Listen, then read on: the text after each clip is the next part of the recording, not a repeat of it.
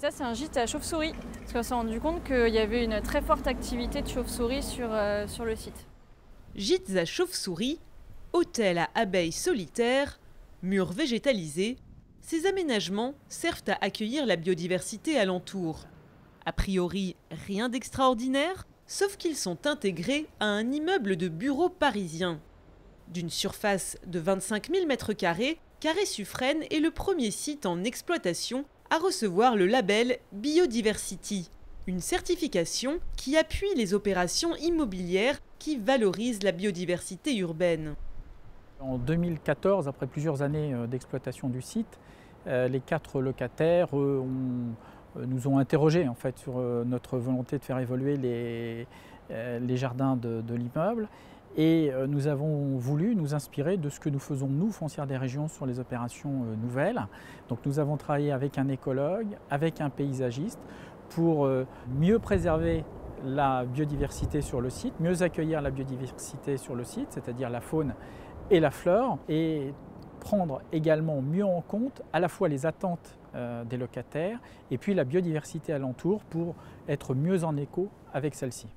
Entièrement consacré à la biodiversité, ce label est le fruit d'une réflexion avec les acteurs de la communauté scientifique, comme le Muséum national d'histoire naturelle.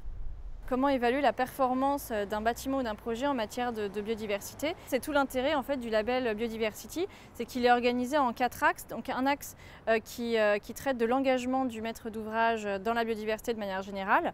Un deuxième axe qui est orienté sur la qualité architecturale et la qualité du projet paysager pour la biodiversité.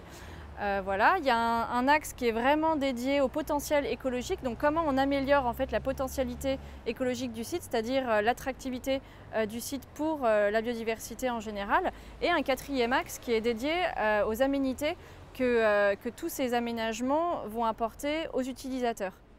Les aménités, ces avantages tirés de la nature pour le bien-être des utilisateurs, comme cette promenade jonchée de pommiers sur laquelle est pratiquée une gestion différenciée.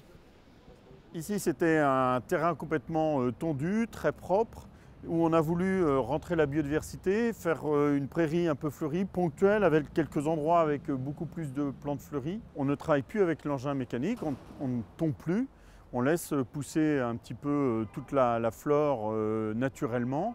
Alors ça nécessite bien sûr une pédagogie assez importante pour les utilisateurs, pour leur faire comprendre qu'on ne traite pas le terrain, donc aucun produit phytosanitaire. Donc du coup, il y a un petit peu de mauvaises herbes qui poussent à droite et à gauche.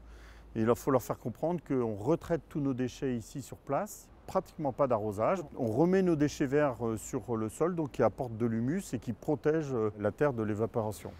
Des méthodes d'entretien réputées pour attirer et accroître la biodiversité urbaine.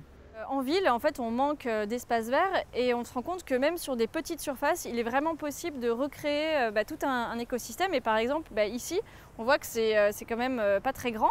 Et malgré tout, il y a différentes espèces, il y a une diversité floristique, il y a des espèces sauvages qui n'ont pas été plantées qui arrivent. Il y a de la menthe, du liseron, du laitron, de la prunelle commune, il y a même des petites fraises des bois.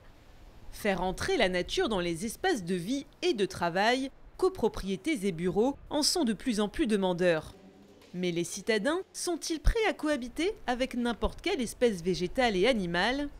À mon sens, pour créer une vraie interaction, il faut que ce soit de la nature sauvage, il ne faut pas que ce soit de la nature trop artificialisée. Il faut qu'on puisse entendre des oiseaux, qu'on voit des insectes. Et même s'il y a certaines personnes qui sont peut-être phobiques des insectes, leur expliquer que la plupart des abeilles sauvages n'ont pas de dard, que ce n'est pas dangereux. On est habitué à travailler sur des espaces verts propres, on va dire, aseptisés, moi je dis.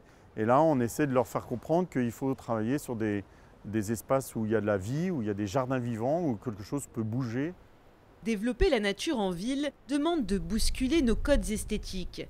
Et pour cela, pédagogie et implication des usagers semblent indispensables. À Carré-Suffren, une vingtaine de réunions en amont a permis aux locataires et aux propriétaires de s'approprier ces nouveaux espaces verts.